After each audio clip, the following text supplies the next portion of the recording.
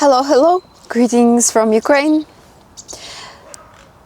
I want to present to you a special person, a neurosurgeon from Eastern Ukraine who did a revolution in the field of neurosurgery and saved many lives. His name is Viktor Schehlov. He was a founder and first director of the Scientific and Practical Center of Endovascular Neuroradiology of the National Academy of Medical Science of Ukraine. I met him in Kyiv. I came to autograph, and here's why.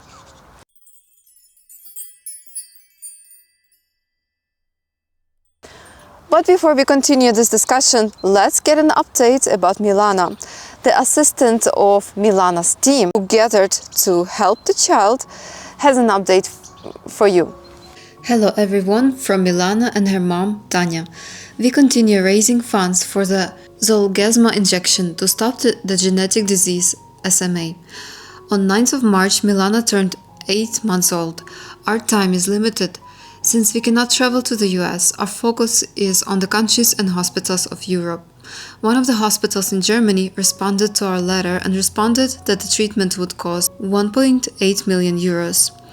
Besides Germany, we are considering Netherlands or Denmark. We have a team of people who help spread the word on Instagram, TikTok and Facebook.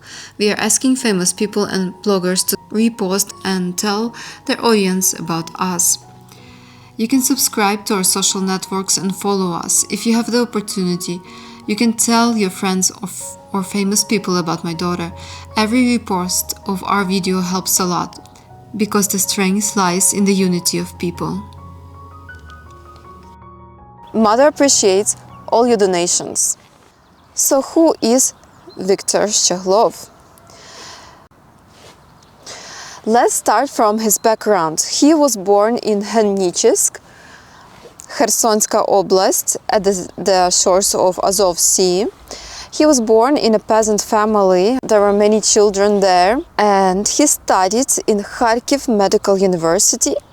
He worked as a surgeon in Sumy, and then he got specialized in neurosurgery. And by everyone, he was acknowledged as a very talented person. Later, he got more specialized training. He gained experience in performing endovascular, intravascular brain surgeries. So we are talking about problems of the vessel system of the brain that can be dangerous, deadly, and can hardly be cured. If caught on time, he developed a procedure to save a person's life. So in 1974, he performed the first endovascular surgery on the brain vessels in Kyiv, and it was successful.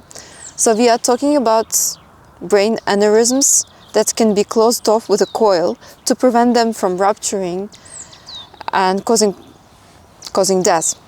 So he radically developed an improved new technology in Kyiv. He introduced it into international arena, and he became pioneer in the area in Ukraine, and he was one of the first pioneers in the world who developed this methodology of endovascular neuroradiology. For the first time in Ukraine and on the planet, he personally performed over 10,000 endovascular operations on brain vessels, 3,500 of them on sacral aneurysms. It is the most serious vascular disease of the brain. And I was there meeting him, getting his autograph and watching these surgeries. The area where he was born, Henichsk, is now under Russian occupation. And I looked it up, and just recently, in 2025, there was a crackdown in occupied Henichsk because Russians found a Russian flag in a bin. So Russian forces are now conducting widespread searches, targeting young people and students who returned home for holidays. So my concern is that Ukraine is hindered from developing, and Ukrainian talent cannot develop fully, as Ukraine is now under occupation and is now being bombed, and people cannot have normal life and develop in the best way possible and have life-saving solutions for Ukrainians and also for the world. At the same time, I looked at schools in Kursk.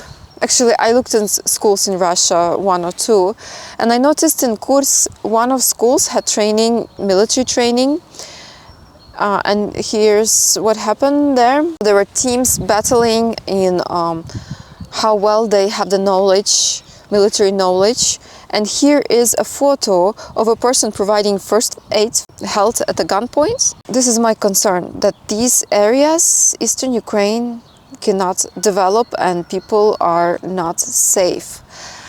Now I will touch peace talks and why it's a little bit sensitive topic for us is because we had a few peace talks before and we signed several ceasefires before with Russia over Eastern Ukraine, over Donbas area, and it ended really badly.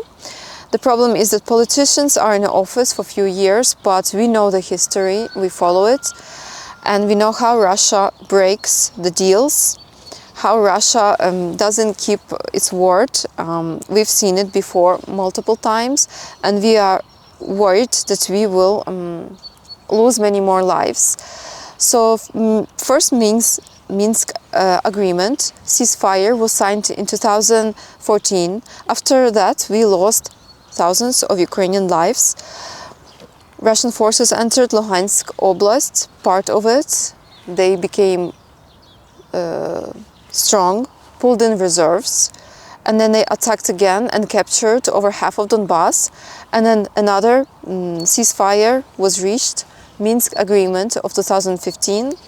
Afterwards, Russia got more strong, pulled in reserves, and attacked Ukraine again, Donbas again, and we lost tens of thousands of lives.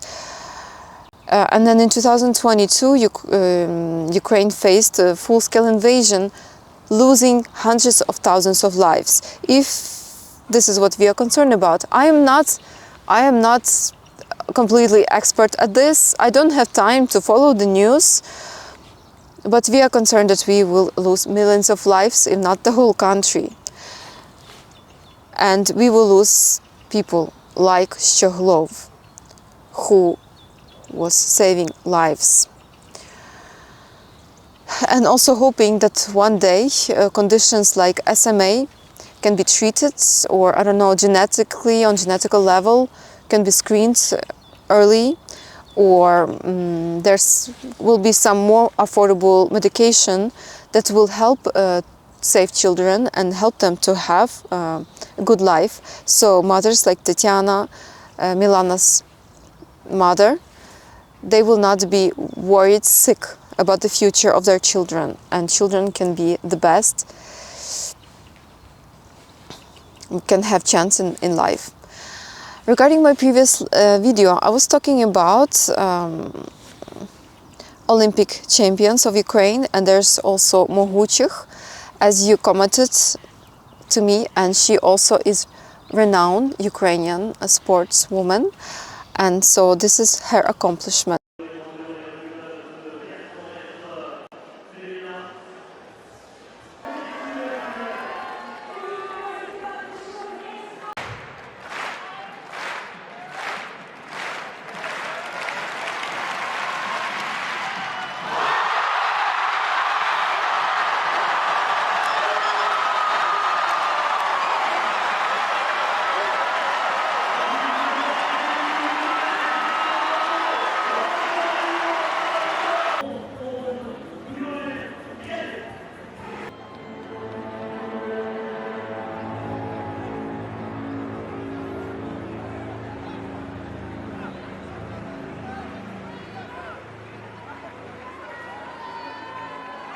What vocab can we learn today? Neurosurgeon is neurochirurg. Doctor is лікар. лікар, лікар. Helps – допомагає, допомагає, допомагає. Saves lives – спасає життя, спасає життя, спасає життя. We are grateful for the doctors who are saving lives in Ukraine and for the armed forces who are protecting us. Thank you for watching this video. Please like it and subscribe to the channel. Bye.